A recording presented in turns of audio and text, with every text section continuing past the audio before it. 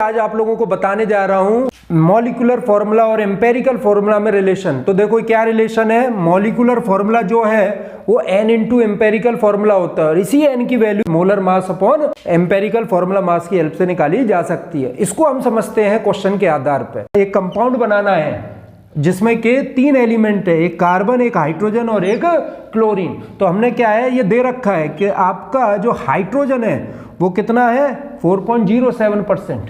ठीक है, ऐसे ही आपका कार्बन है, कार्बन कितना दे रखा है 24.27%। इसी तरीके से क्लोरीन दे रखा है 71.65%। ठीक है ना, वो हमने इस तरीके से एक कॉलम बना लिया और उसमें लिख दिया। इसके अलावा इन एलिमेंट्स का जो मास होता है हमें पता है, कार्बन का मास 12 होता है, हाइड्रोजन का मास 1 होता है और क्लोरीन का मास 35.5 होता है। ठीक है, तो इस तरह का कॉलम प्रिपेयर कर लेंगे।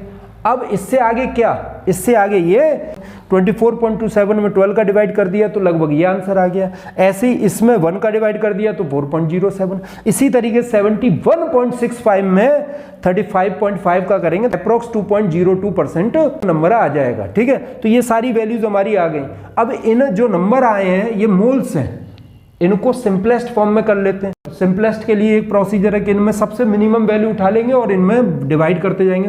तो मिनिमम वैल्यू चाहे ये ले लो ये ले लो, एक ही बात है। तो इसका डिवाइड इसी में कर दिया, फिर इसका डिवाइड इसमें कर दिया यानी मिनिमम वैल्यू का, फिर इसका डिवाइड 2.02 का इसमें कर दिया, मतलब मिनिमम वैल्यू से तीनों में डिवाइड कर देंगे। तो क्या निकल के आता है, इसका 1 आ गया, इसका लगभग 2 आ रहा है तो अप्रोक्स 2 आ रहा है तो 2 मान लिया और इसका 1 आ गया। क्लियर है। अब इसको एम्पेरिकल फॉर्मूला की फॉर्म में कैसे लिखेंगे, अगर किसी का ट्रू फॉर्मूला देखना है तो मॉलिक्यूलर फॉर्मूला हो जाता है, जैसे कि बेंजीन का ये हो गया C6H6, और उसी का सिंपलेस्ट फॉर्मूला ले लेते हैं, वो ये हो गया, इसी को बोलते हैं empirical formula. Is that clear. अब वो कैसे बनेगा, यहां पे देखो कार्बन कितना है 1 C1, हाइड्रोजन कितना है 2 तो H2 और क्लोरीन कितना है 1 तो C1 बन गया। तो आपका एक एम्पेरिकल फॉर्मूला तैयार हो गया जो है CH2Cl। इसी का अगर हमें मॉलिक्यूलर फॉर्मूला निकालना है तो क्या करेंगे, ये इसका फॉर्मुलेशन है।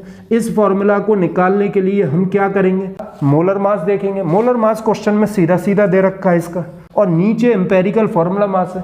तो एम्पेरिकल फॉर्मूला का मास हम यहाँ निकाल लेंगे, कार्बन 12, हाइड्रोजन 2 और क्लोरीन 1, प्लस करेंगे तो 49.5 ग्राम के लगभग आ जाएगा। इधर इसका वैल्यू रख देंगे, इधर एम्पेरिकल फॉर्मूला मास की, लगभग 2 आंसर आ गया। इसका मतलब ये क्या आ गया, हमारी n की वैल्यू आ गई। और हमें तो पता ही है n इंटू EF ही आपका मॉलिक्यूलर फॉर्मूला होता है। n की वैल्यू कितनी होगी 2 और एम्पेरिकल फॉर्मूला रखा 2 का इंटू करो इसमें C2, H में करो 2 2 जा 4 तो H4, क्लोरीन में करो तो Cl2। तो ये क्या बन गया मॉलिक्यूलर फॉर्मूला।